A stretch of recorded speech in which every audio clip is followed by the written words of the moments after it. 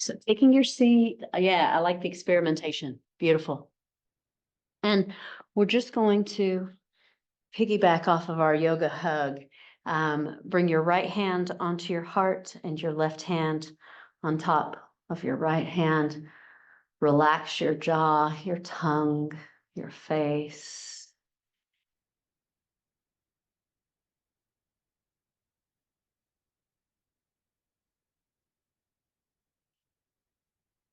To get centered this evening, I'll share with you the words of the master. The master being a Tibetan monk, nameless to my knowledge. He was written about in Edwin John Dingle's autobiographies. So these are the words of the master. I greet my guru. I greet all gurus, bringers of light. I greet the East. I greet the West. I greet the North. I greet the South. I give thanks for all that there ever was. I give thanks for all that is. I give thanks for all that ever will be. May all beings be blissful. May all beings be peaceful. May all beings be happy. I am whole. I am perfect. I am strong. I am powerful. I am loving. I am harmonious. I am rich.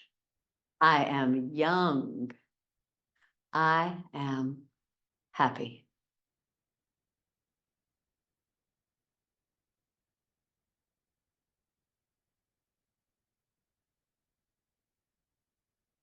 Breathing into the space beneath your hands. The inspiration. The inspiration. Greet your guru, your own heart, bringer of light. Little smile as you bow your head. Greet your own heart, your guru tonight. Let the breath lift your heart. Feel that space beneath your hands.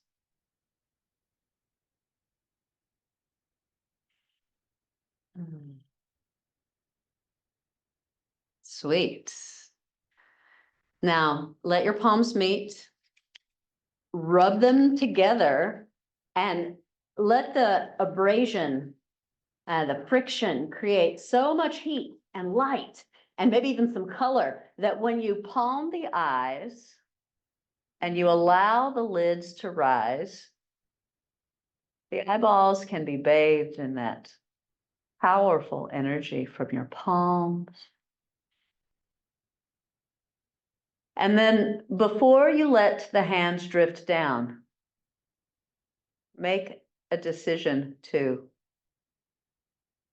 allow the view to come to you. So don't look out through your eyes, but rather allow your eyes to be receptive. And so a soft gaze, allowing eyes to be receptive as the hands drift away. Yeah. That never gets old. Oh, that feels so good. Okay. So tonight, for our physical practice, we're going to do feet and restoratives. And so feet just by way of anatomy lesson, and then some experience and creativity. So the anatomy lesson is this. These are called tarsals and metatarsals. There's a lot of bones, lots and lots of bones in the foot. The long parts of the fingers and toes, right, are called phalanges. And so let's see, what else do we need to know about this? There's an entire homunculus on the sole of the foot. And a homunculus is a very specific old medical term to indicate a mapping of the greater physical body across another part of the body. So for example, there's a homunculus of the brain where you can see the mapping of a big portion is attributed to the lips and to the hands and then to the eyes and so forth. Well, on the sole of the foot, you have the head, right? Each toe tip has a trigger point for the sinuses. You have the spine represented here, the organs of the body in the internal regions. If you ever have a difficulty with like lower back stuff, heel, is a real big part of it. So, you have but to Googlate the reflexology map, and you can see then the homunculus it's the whole body mapped out on the sole of the foot. Okay, some other things to know about the foot. The foot bone's connected to the leg bone. One more thing, and this is important. The feet are our second heart. That is to say, the heart in our chest pumps the blood into the periphery. And as it pumps the blood down to the feet, then of course, the veins that take it back up are working super hard. Well, every step you take is a heartbeat, helping to move the blood back up to the heart in your chest. So it is often prescribed by holistic practitioners, therapeutic practitioners, for someone who is grieving or someone who has heartbreak to walk, walk, walk in order to heal your heart. Okay, so let's kind of begin where we started last class with the feet in particular, and come on up to rising.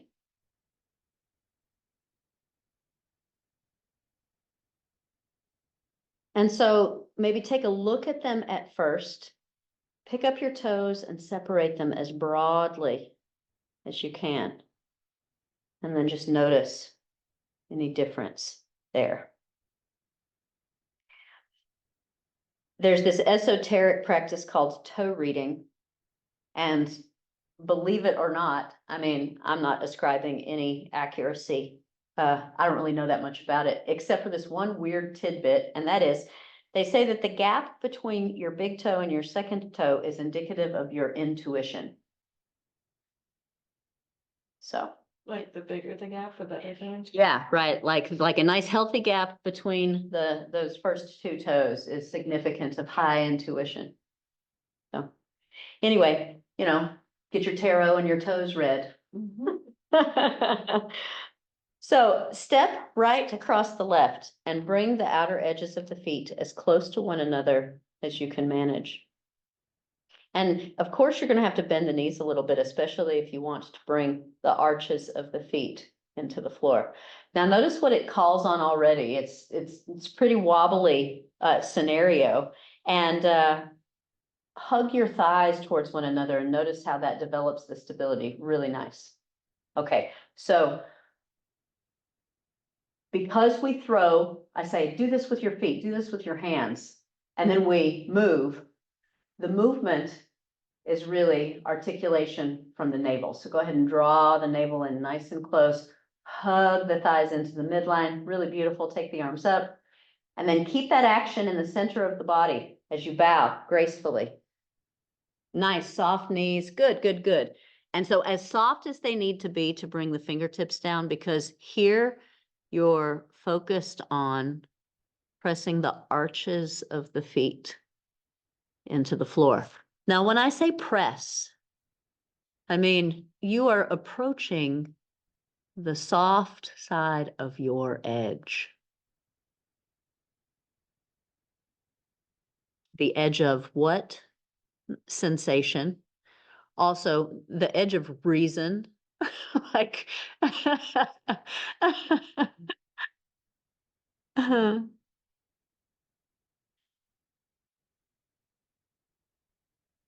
Lefts and rights start to lose meaning in positions like this.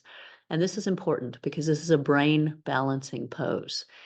It allows you to marry the hemispheres of the brain. Now, remember, the onus is at the middle, right? The navel center and the paraspinal muscles. So hugging the thighs together neatly, pressing the feet into the floor, sweeping the arms up, strong at the core. Gorgeous.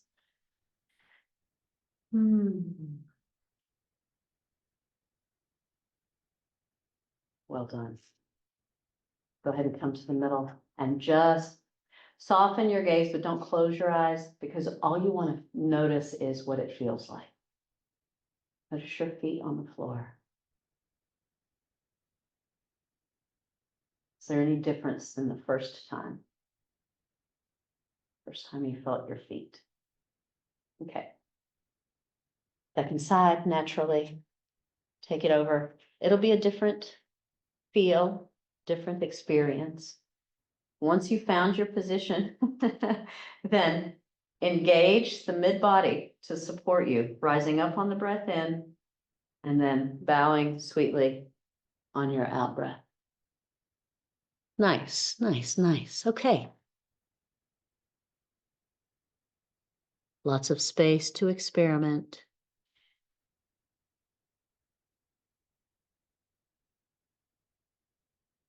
Have you even been breathing this whole time?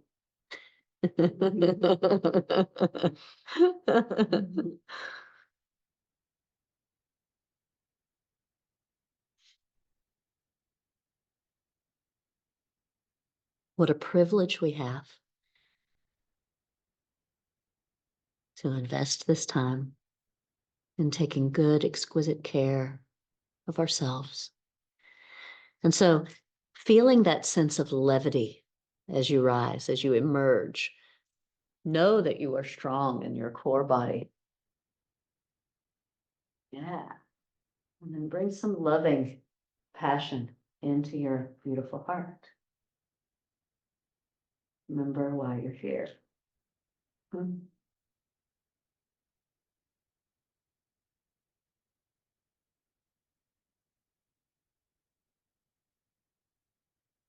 Okay. Remember the long part of your toes, don't look at them. So this is called proprioception, and that is knowing where your parts are when you're not seeing them. Yeah. So proprioception. So feel the long parts of your toes and then sweeping the arms up, slowly peeling the heels off of the floor. Now remember, it's your core body that keeps you super stable through this process. If it helps to imagine wearing a tutu, you know, go for it. Do what works.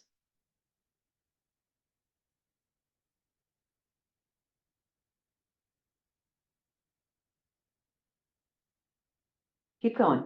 So navel is so strong. And as much as it's available, protract the experience of the breath. Remember, we want the breath to envelop the movement.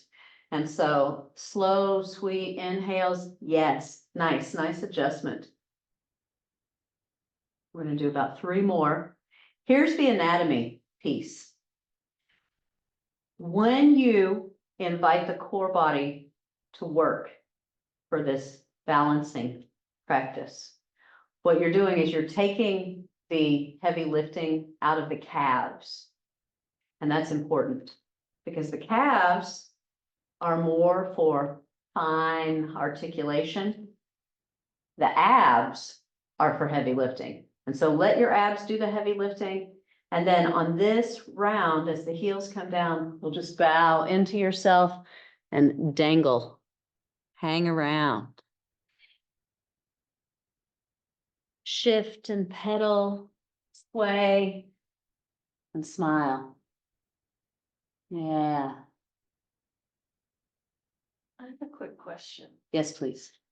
So when we're in this pose, we should feel our abs engaged. We shouldn't be like letting them relax, right? In a forward fold, should we be engaging our abdomen? You can let it relax. Yeah, good question. I'm trying to feel what that feels like, right? Huh. Great question. And yes, relax the abs. This is a relaxing pose, an introspective pose. And so you really can kind of just cool and soften. Beautiful. Okay, if you want a little stretch at the neck, you'll weave the fingers together and rest the hands on the occiput. So just at the base of the skull, let the weight of your arms pull a little length into the neck. Maybe, again, sneak some weight into the toes, into the long part of the toes. Allow the breath to be a part of this experience.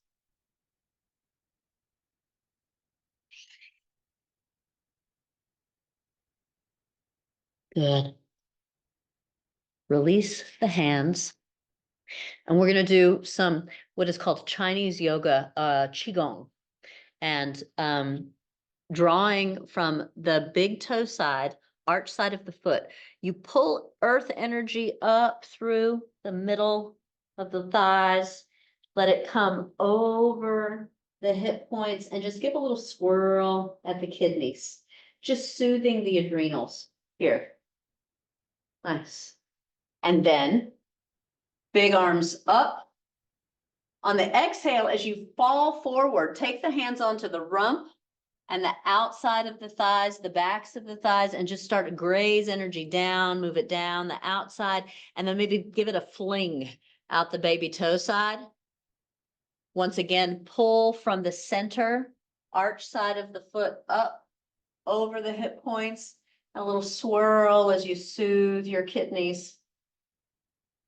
Okay. We're going to take one blanket thusly. So Tadasana of the blanket.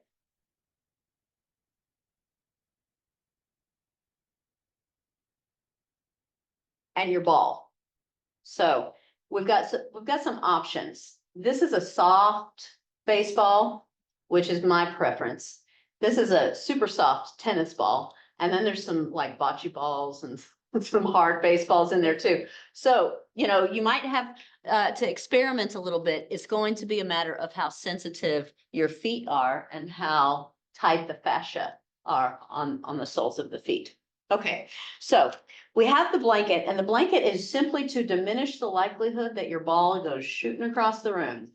And so what you want to do is you want to step on the blanket and first spread out your toes. Let the feet be parallel to one another, hip distance apart, and then send your gaze forward, chin parallel to the ground. Your attention goes down to the feet.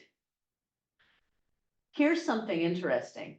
And even if you can't visualize anything, I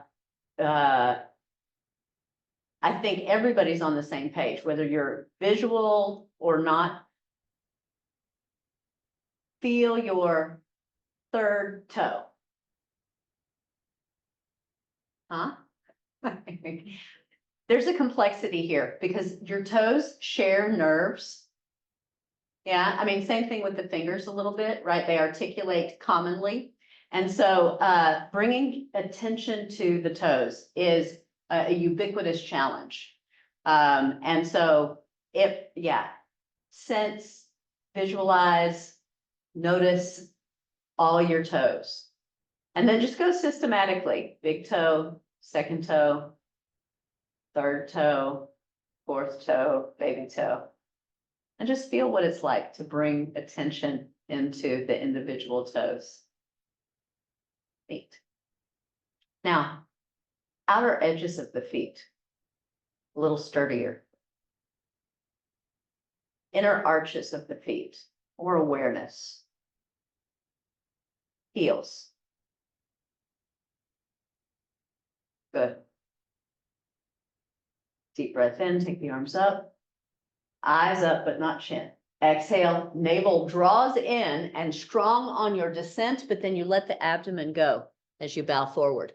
Now we're taking a look at the color of the feet and the space between the toes and just familiarizing ourselves with the feet. Then soft knees, you press all four corners of the feet down in order to rise. So coming up with the arms, palms meet at the heart. Have you all heard the statement, lift with your legs and not with your back? Okay, we're gonna do that whole thing again in order to feel like immersively what that means. And what it is presence at the feet. You're interfacing with the floor and your feet. And that's where lifting with your legs comes from. Nice. Okay. Deep breath in, take the arms up, strong at the navel, and this supports your descent, feeling your feet and that interface between your feet and the floor. And then let that marriage take place, pressing the feet down to engage the arms. Brilliant. That was beautiful. Were you all able to feel how that changes the agency? Okay.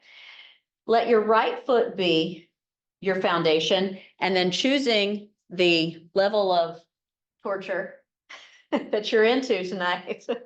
You can start with a baseball and see if it's too hard. And if it's too hard, then maybe go to a tennis ball. That's pretty good. All right, if you're into it, then excellent. I am too. Okay, so the right toes are pointed directly forward, but the left toes can do whatever can point in any direction. Here, we're just working between the mound of the foot and the heel. So it's not actually under the heel or the toes. It's just here in the center and arch of the foot. Good. So if you're not already there, it's hands on hips, or I like to just bring my hands behind my back. Because I am lazy. And so the reason why this or this is because we want the spine to be erect through this process. And you'll notice that just by engaging the abdomen and the core body enough to keep the spine erect, this can be a heating process. You can start to get a little bit of heat here. Now, welcome the opportunity to lean in to some of the hot spots. There's probably more than one.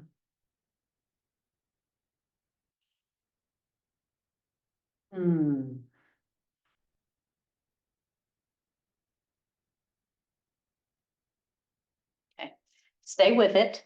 Keep doing what you're doing. I'm gonna go back to the anatomy part. So, fascia. Arguably, fascia is in everything. Even the very cellular walls are fascia. And so there's a malady that occurs actually more often in later in life called plantar fasciitis. And what that is the fascia of the sole of the foot has become inflamed and likely torn. Okay. And so the explanation is pretty simple. The fascia are these sheets, of tissue that should move easily, readily across one another. Then when you go to bed at night, you get still, they don't move. And then the body, the immune system goes into the process of creating adhesions to sort of sutures, to sort of suture up anything that might have gotten torn. Let's say you lifted weights or whatever, and, did some push-ups. So the body goes in and makes the reparations and so forth, but it overproduces those sutures. And what ends up happening is there'll be a little layer of adhesion that goes between those two sheets of fascia. So when you get up and you stretch in the morning, what you're doing is you're feeling those adhesions being stripped between the fascia, right? Now, you go to bed at night, adhesions take place, wake up the next morning, no stretch. Adhesions are still there throughout the day. Go to bed that night, it's still, second layer of adhesions takes place. Next day, wake up late, have to run out the door, you don't stretch. Two days worth. Go to bed that night, third night's worth. The next morning, after that third night, that stretch is gonna have a different quality. And might lend you to avoid stretching, because the sensation of those stripping adhesions is so much. Now, go ahead and compound that over the course of many, many days or weeks or months or, God forbid, years of not stretching. And then one day you're just going along and you step on a rock and it rips the fascia rather than smoothly articulating, because I mean, our feet are all terrain. They're meant to articulate over all kinds of terrain. But if the fascia don't smoothly move across one another, then you're in trouble. Okay. Bring left foot next to the right foot, deep breath in, take your bow, and take a look. Difference in color. Difference in size. Maybe. Okay. Press the feet into the floor, rise up. Bring a little love into the heart. Soft gaze, but don't close your eyes. Take your attention to the feet and feel the difference between the two. Notice how much more of your left foot is on the floor. And so the bigger the foundation, the more stability. Yeah, good. Second side. Let me ask you, do you want the second side? Yeah. Yeah. Really good.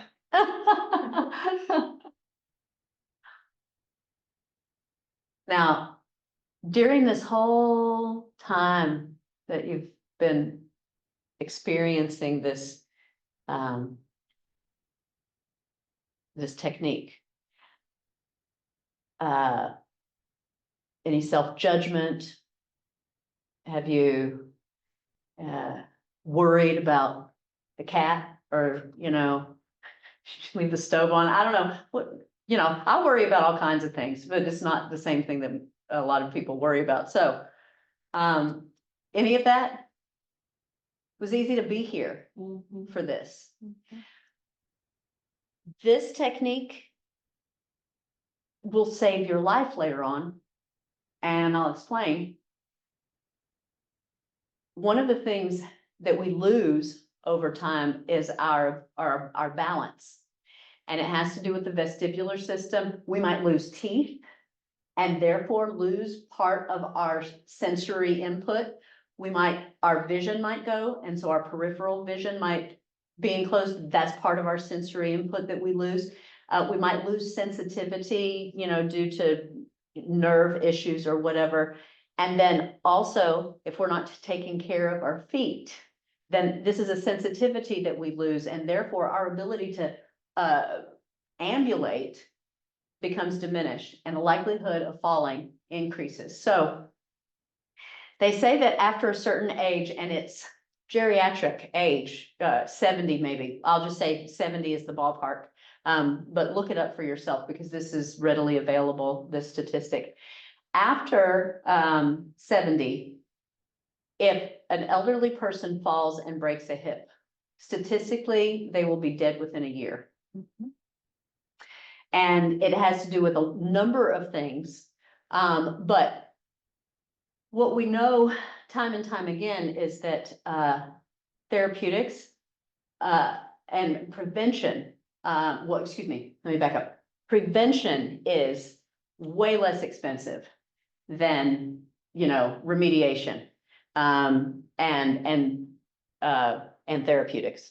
And so like if we can keep from falling, then all the better. Another phenomenon that is very common, and it coincides with this statistic, is the anxiety increases as we age, if we're not purposeful to keep that from happening. And so you kill two birds with one ball with this technique, because not only is it increasing your capacity to balance through all of the means, giving you more solid foundation to move upon, and then increasing your sensitivity in order to reduce anxiety. And so if you feel symmetrical, and you don't have to be done until you're done, but when you feel symmetrical, just bring the feet next to each other and have a feel.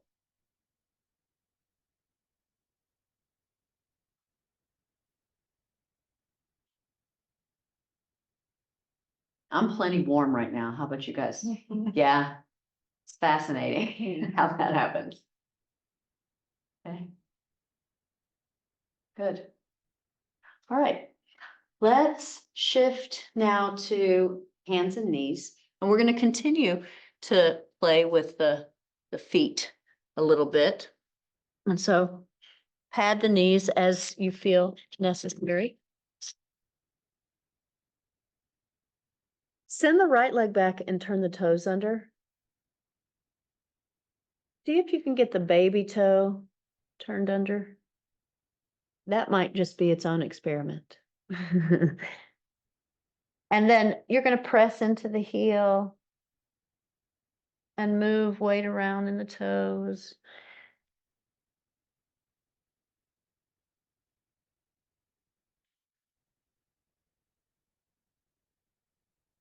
Nice. After a breath, replace the right knee, extend the left leg. All the feels.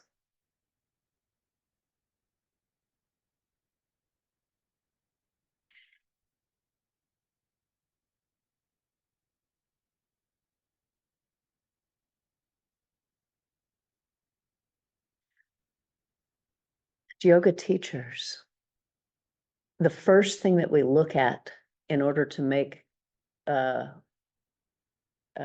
assist, or in order to see if a posture has integrity, is the foundation. And often that's the feet. So go ahead and replace the left knee. Let's do this. Knees can be about double hip width. And then you're going to turn the toes under and reach back and take the calf flesh and rotate it outwardly as you come to sit the heels.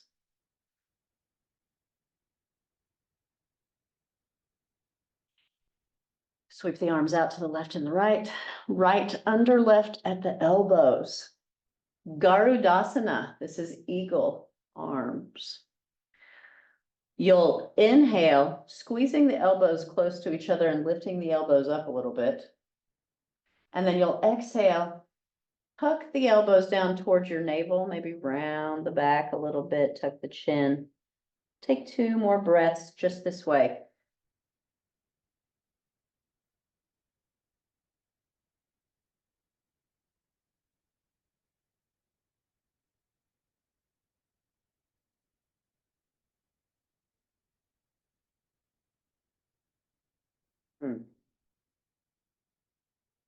Good.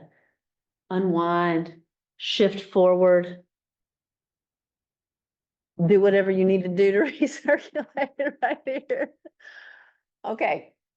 So there are a few things that I want to point out here, and that is this.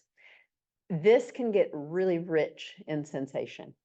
And when it does, I want you to think logically about this, recognizing that you can trust your own stiffness. Yeah, you can trust it. I mean, yeah, One of the reasons that people will say, oh, I can't do yoga, I'm too stiff. Okay, do you really believe that? Let's do this pose. Can you trust how stiff your feet are, that they will support you and the weight of your body? Now, I can assure you, your toes are not going to break off. This is not going to be an injurious pose. Even if you sat here for a great deal of time, your feet would go to sleep, probably, but that would be it. So let's do this. Bring the knees together this time. Again, turn the toes under. If it feels right to pull the calf flesh out of the way, just to give your knees some space, then great. And so now just a little bit different angle, more comfortable, less comfortable, just figure that out for yourself. Take the arms out. It's left under right. Arudasana. This is eagle arms. Same action of flossing the shoulder blades. Here, you're feeling the fascia and the adhesions starting to strip.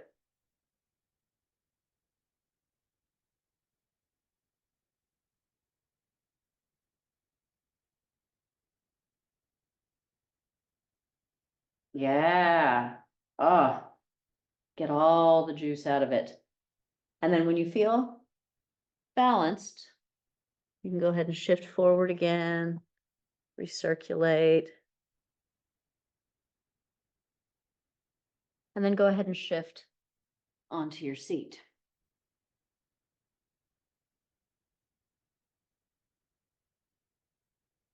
When we ran the tennis ball, or we ran the ball under the left foot first, and then I had you all fold over so you could look at your feet.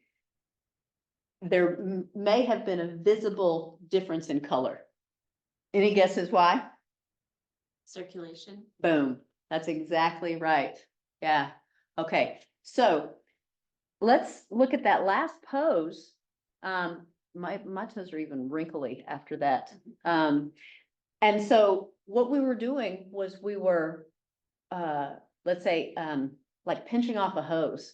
We were cutting off circulation specifically. And then what happens when we let that go, just like a hose, there should be this flushing of freshly oxygenated, new nervous information all going into the toes. Once again, not, it almost sounds depressing when I keep talking about all of these maladies, but better to know about them and never have to deal with them than to have to know about them because you're dealing. So neuropathy. This is something that happens to us as we age, and it simply means the breakdown of the nervous system, and it's most often experienced by numbness or tingling in, the peripheral, toes and fingers, right? So when we do these poses and purposefully stop the flow in order to allow it to flush through, we're signaling the system, the nervous system, the immune system, hey, send some resources. There's stuff happening down here. It would make sense if the nervous function began to retract from things that you weren't using, right? That's, the natural sort of entropy, let's say, that would take place. If you're not articulating it, what's the point of sending information down there, or circulation? Okay, so let's go ahead and take the right foot, for example. Bring your right fingers from the top side in between the toes. Now, if you have rings on, it starts to get a little more complex, but we want to go all the way to the webbing.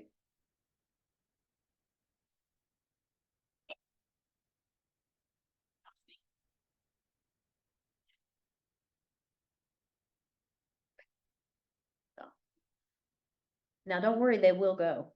Need some coconut oil here. They will, I promise they will. Trying, they will get very close.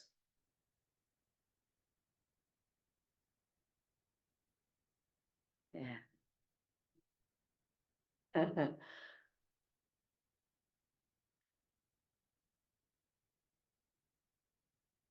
So already we're making space between the phalanges here in the foot. And so once you've got hold of it and those toes are well spread out, move it around a little bit. Oh, feel what that feels like. So once again, the feet are all terrain, all terrain. But, you know, most people just wear a pair of shoes for 8, 9 hours at a time. And then they go home and, I don't know, put on some slippers or something, right? Probably don't go walking around on the rocks or swimming or, you know, all of the variety of things that one, you know, can potentially do with the foot. All right. Go ahead and release that. Take a look. More space, more color. It might be easier to go with the left hand to the right foot from the underside. And this is likely going to be a little more accessible. Maybe, maybe not. Get right up to the webbing if you can manage it.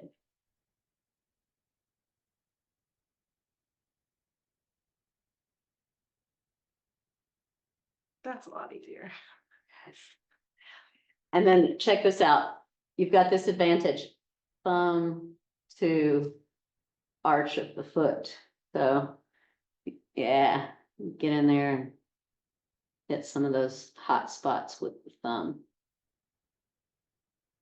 And so anything that comes intuitively, twisting and squeezing and rolling and pressing and massaging.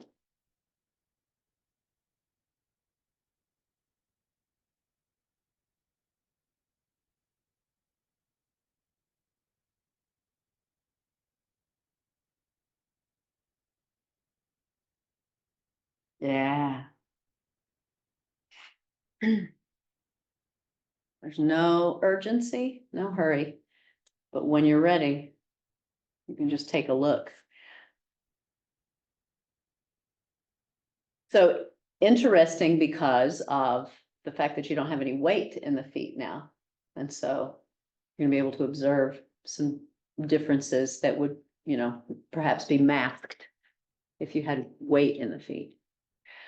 Second side, as you're willing, left hand comes through from the top.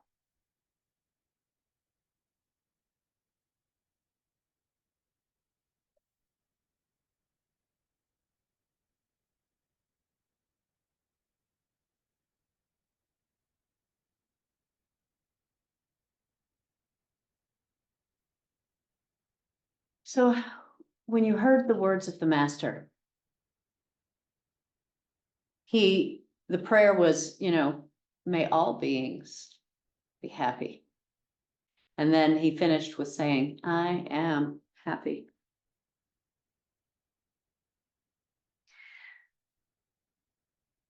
There's something to that.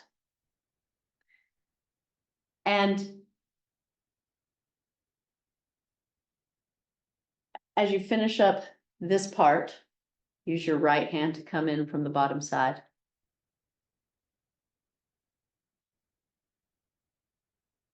So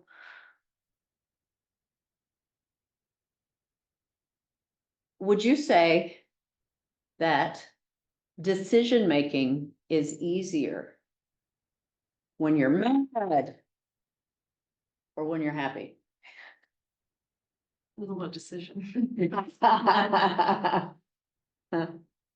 Yeah, okay. Let's say, how about this? Is it easier to be patient and compassionate when you're happy as compared to, let's say, depressed or, you know, frustrated, hungry? Yeah. And so do you think that it's easier to bring your best self forward when you're happy? Yeah.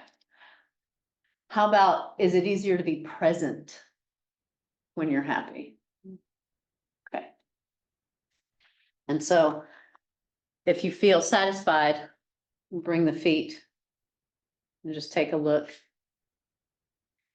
Here, because you're seated, if you want to close your eyes, you can. And that might give you a new vantage point to experience what's taking place there at the feet. And so if you'd like to name it, I'm interested. What is the experience? What's the quality of experience? I feel growth. I feel like my toes are longer. I love that. Space. Okay, There's space between them that I didn't realize I was missing. all right. Nicely done. Okay, well, good. Let's shift over to the left hip and bend the right knee in. Again, same technique of scooping the calf flesh out of the way, if that gives you more space in the knees. And then as much as possible, we're tucking the foot in next to the hip. So blankets all around. If you're cueing this, this might not be possible for a lot of people. And so the blanket would be out here if you needed to be something, somewhere like this. Yeah, for the knee, for the ankle. Like, we should never have bones on hard surface if we can help it. Okay. So go ahead and just sit up and feel the difference in weight between the left sits bone and the right sits bone. Okay, now smile a little bit, because I find this so fun, and I have a great affection for this. Get super tall, have a deep breath in, send your left sits bone down more. Oh, yeah. And so it calls on the musculature of the abdomen to do a thing. You can feel the hip flexors do a thing. The left hip sits bone won't go down as heavy as the right.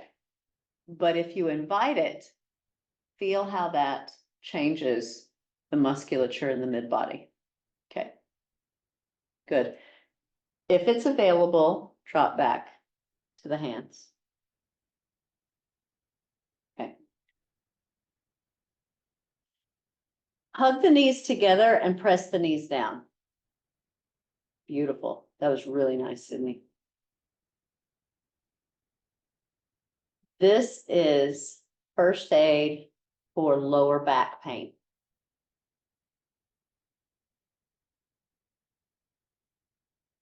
When you're ready, maybe the elbows.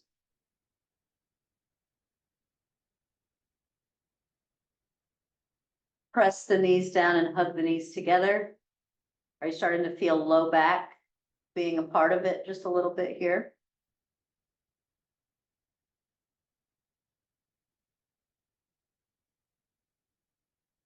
Feel my quad a lot, but not my low back. Okay, It's that long. let's come on back up. Go ahead and shift over, unwind. And as you circulate, I want you to sit up tall and notice now that your right leg is longer than your left leg.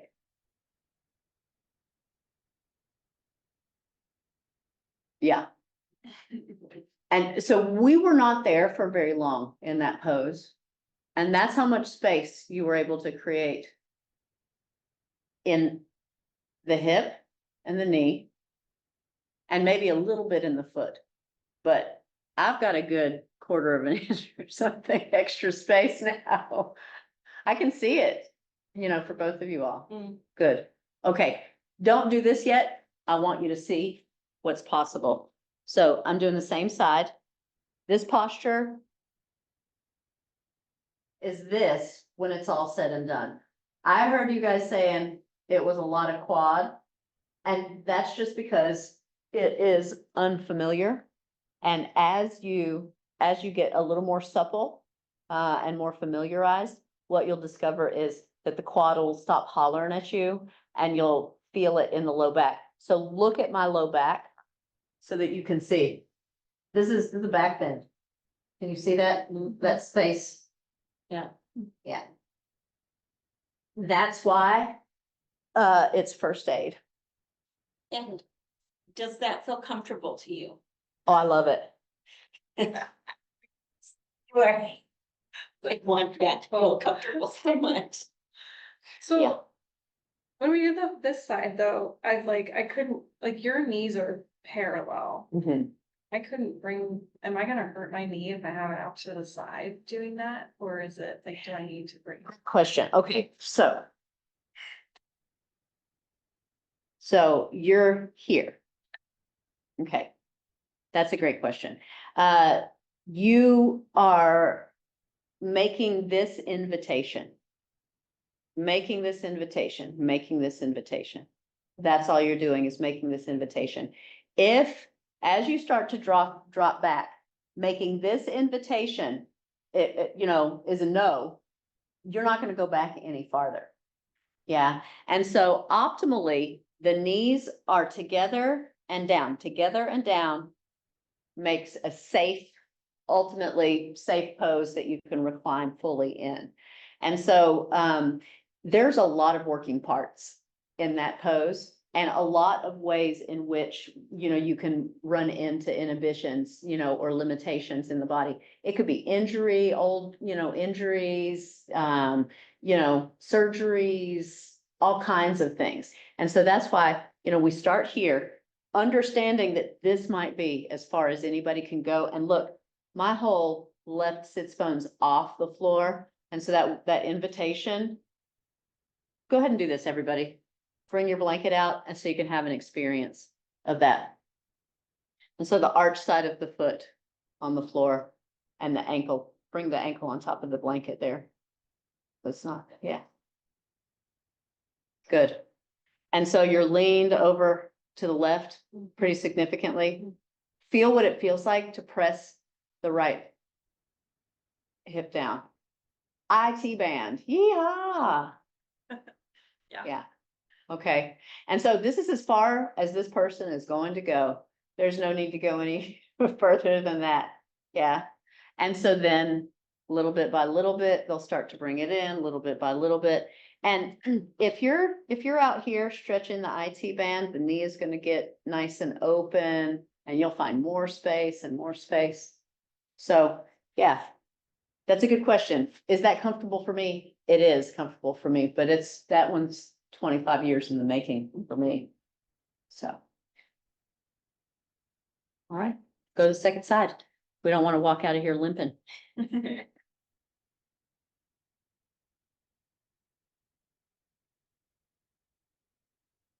So when we get into this pose then, do we want to get into it more like this if we're not doing it as often, or do we want to try to have our knee? You want to try to have the knees as close to each other as possible. Okay.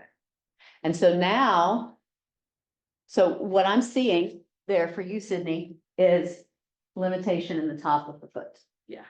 Okay, good. And so we're back to feet again in this pose and the relevance of the feet.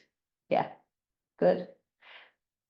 Remember, the foot bone is connected to the head bone. There's some bones in between. And we're gonna feel all of the little points. So knees hug together and down, and you just drop into a depth that's available. Left hip, left sit bone wants to come down more. Maybe the elbows, maybe not.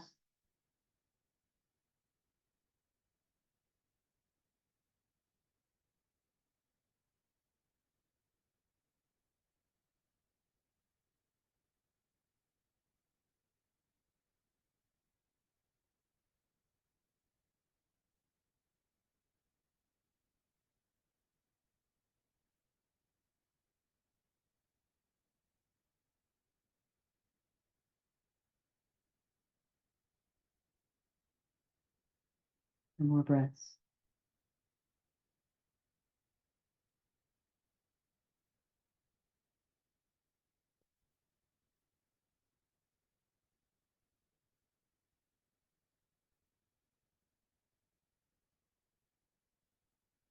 When you're ready to come out, recirculate, reawaken.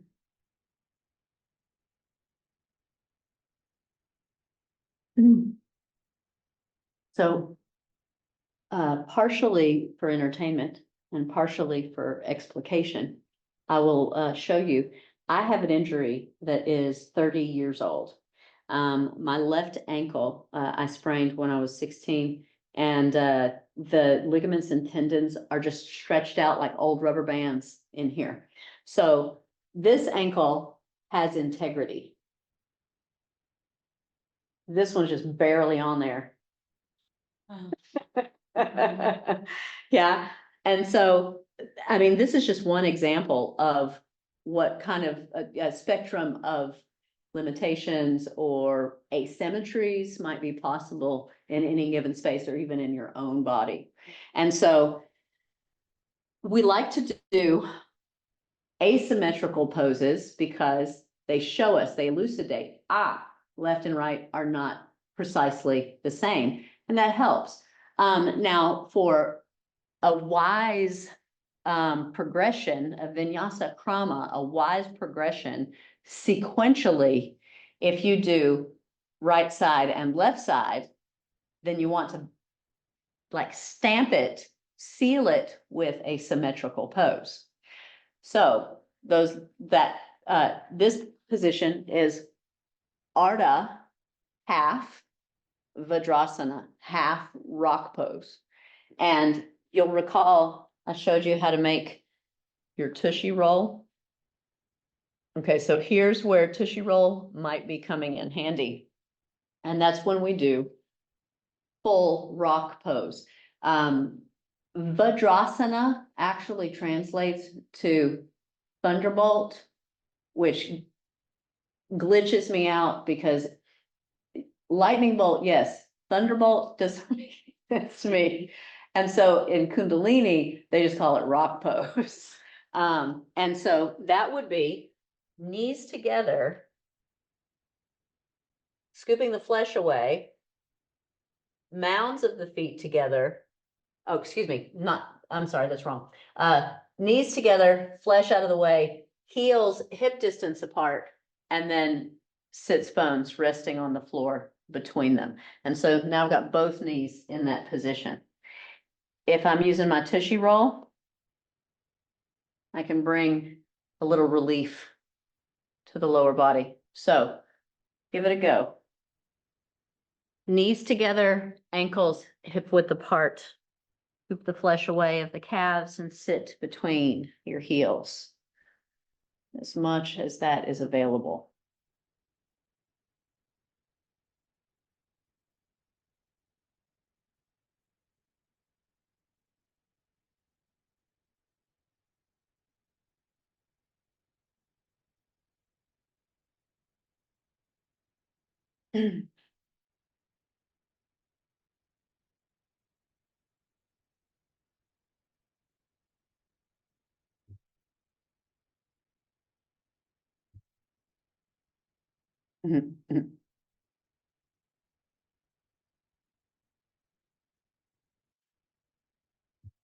The esoteric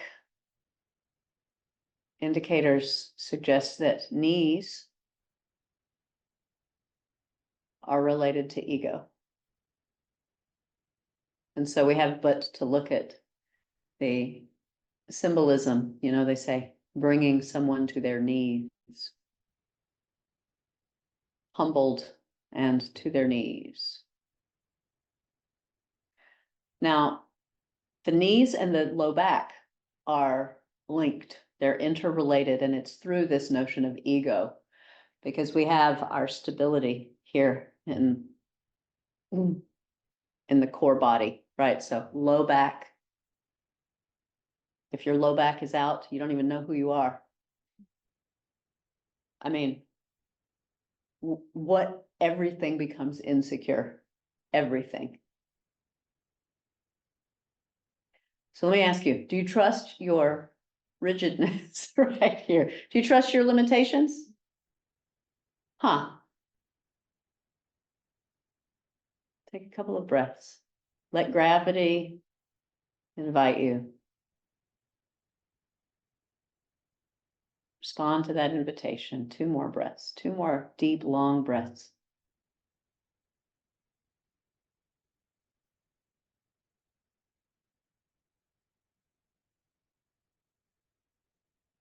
Slip all the way to the hands and knees. I mean, rock all the way to the knees. Maybe you have to put your head down. Exactly. Come to the hands and knees and stretch. Oh, yeah. Feel the flushing. And if you're inclined, down dog is perfect to have an experience of that recirculation.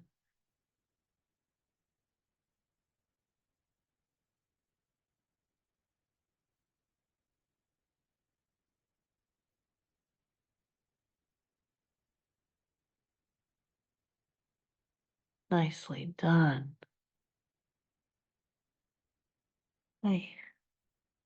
Let the knees come down. Here, go ahead and sit off onto one hip and kick the legs out front of them. If you'd like, a little pillow, do that for yourself. And then come on down to your back body.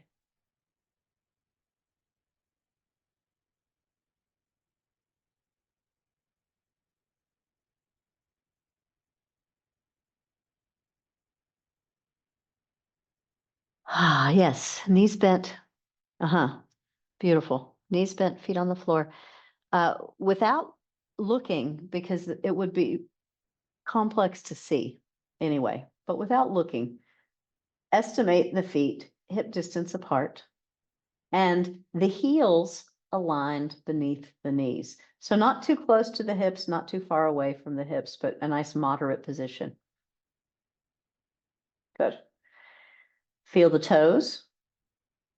Feel the outer edges, feel the arches, feel the heels.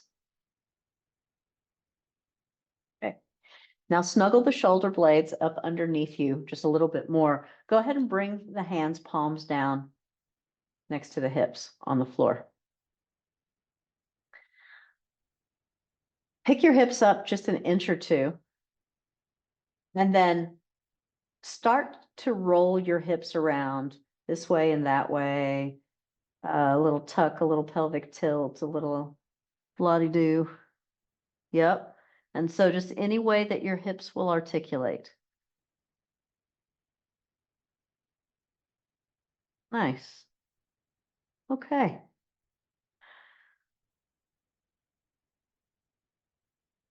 Now bring the hips to stationary and notice what your toes are doing. Good. That's good. Good acknowledgement. Okay. Bring the hips back down to the floor if you haven't already. Lovely. Leave your left foot on the floor. Draw your right leg in and clasp your hands behind the right thigh. Now, lengthen the right leg, like press through the heel of the foot and draw the knee nice and close to the nose. Yeah, you should be feeling a lovely stretch across the back of the thigh. Okay. Once you have a little bit of an edge, you're come to the soft side of your edge, point and flex. And so it's not tremendously easy to stretch the top of your foot or the front of your ankle, but here you might find some satisfaction.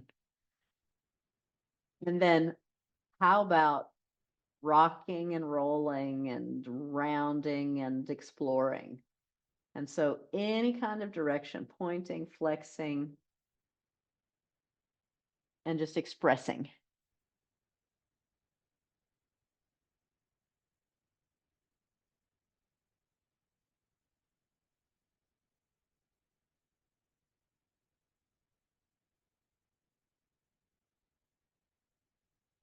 Nice. Bring the foot to neutral, be just on the soft side of your edge. Go ahead and extend the left leg heel on the floor. Yeah. Couple more breaths right here.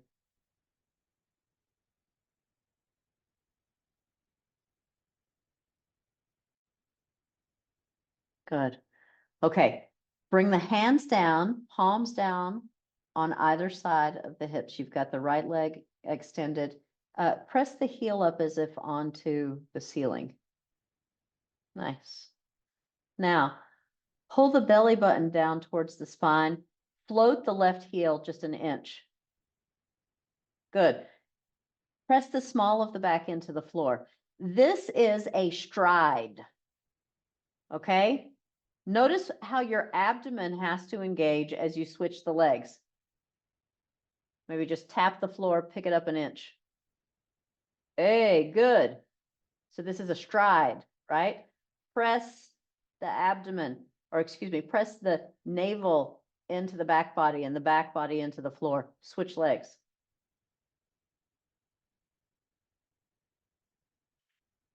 Try not to hold the breath. Switch. Good. Go ahead and bend the right knee, place the right foot down. Reach your hands around behind the left thigh. Pull it in neatly, and then enjoy the ankle and the foot.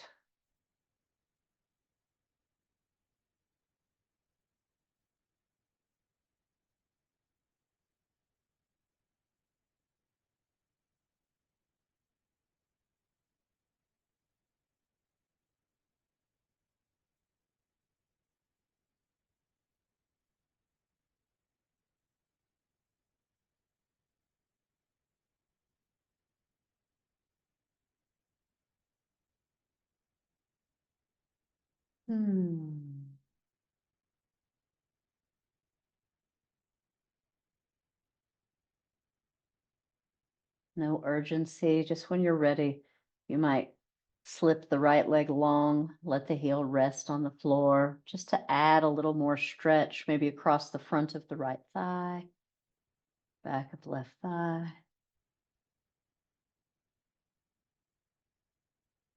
Good. As you finish, go ahead and bend the left knee, foot on the floor, right knee bends, foot on the floor. Pick the hips up and set them to the right, maybe 3 inches. Then left leg lengthens. Grasp right knee with the left hand. Draw right knee to the left side. Right arm like a wing.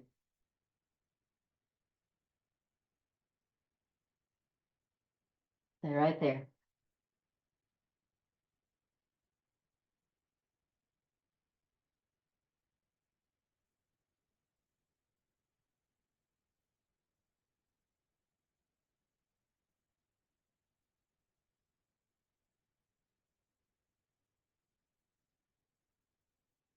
Okay. The cue, and so if you're in the room with me, just listen, and then I will come to your mat. But the cue, the verbal cue is allow the top left hip to slip down and forward.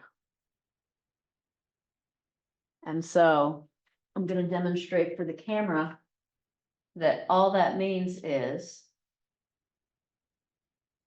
this. Okay. And so top hip drifts down and forward. Good. Breath in. Let go of the muscles just there and forward. And so when you're oriented on your back on the floor, directional cues start to lose their validity. And so down and forward is that indicator. And then once again, I'll show you if I'm lying on my back like you guys. It's just a tilt of that hip down. Okay, come around to the middle. Replace the hips center. Notice the difference now. If you'd like, you can name those qualities. You can enumerate them in your own mind or shout them out.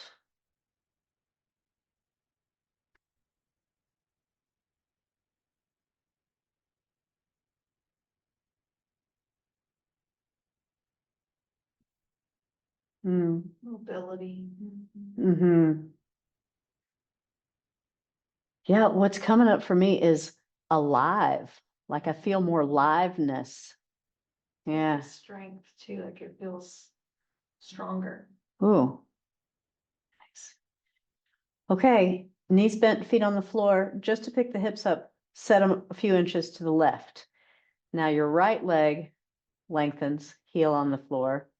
Left knee comes across the body.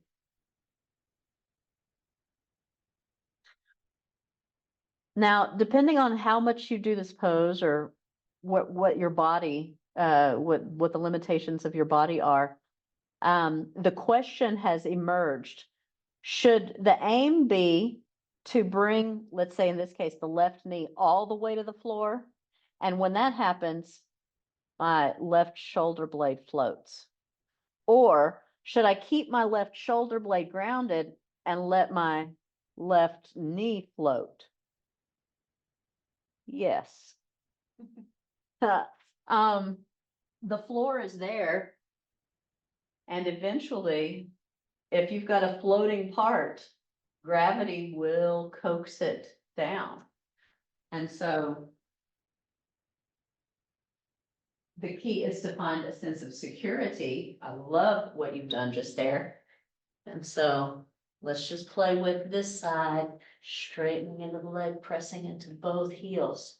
Gorgeous. Breath is flowing. One more. Please sit. Breathe in. That doesn't.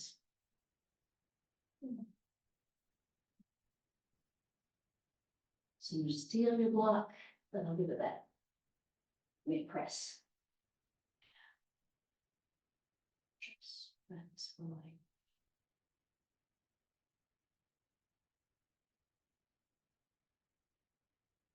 Pressing as you breathe in and then letting go. Releasing.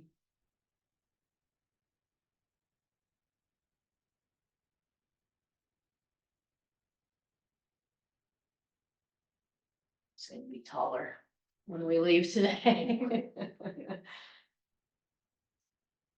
Oops.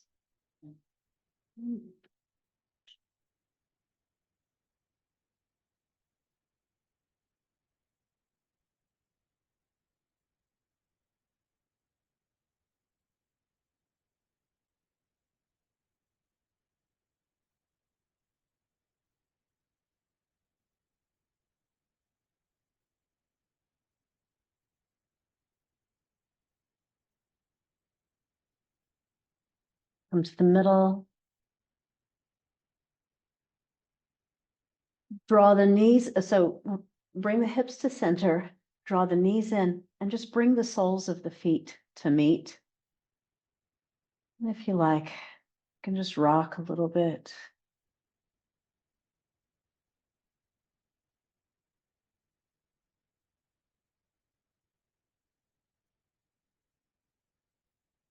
Holding the soles of the feet together. Press the knees away from you. And then when you feel satisfied, you can go ahead and release. We're going to make ready for Shavasana next. So traditionally, we want to bring heads towards the teacher and feet away from the teacher. And so just shift, orient yourself, heads this way, feet that way, and then go ahead and grab bolsters and blankets and so forth. I'm going to come mat to mat and place sandbags. So your whole job right now is to just get very comfy.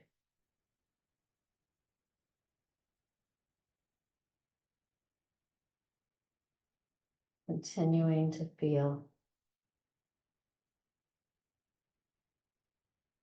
the invitation, gravity, where those places where the body interfaces with the earth. They're rising up to support you right now. And the more you rest back into that support, the more supported you become. The more you accept this invitation.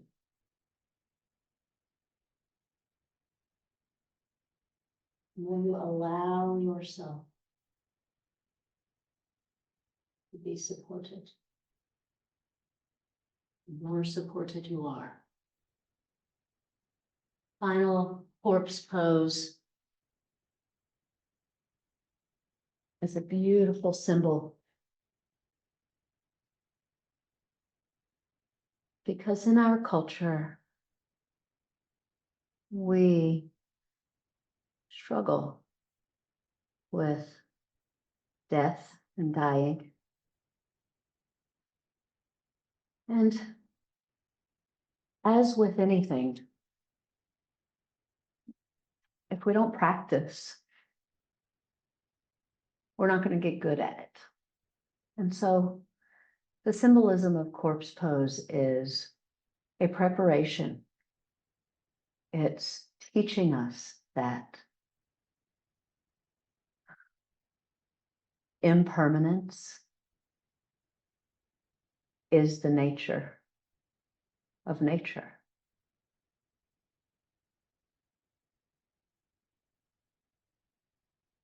Allow this gesture of your body, this statement,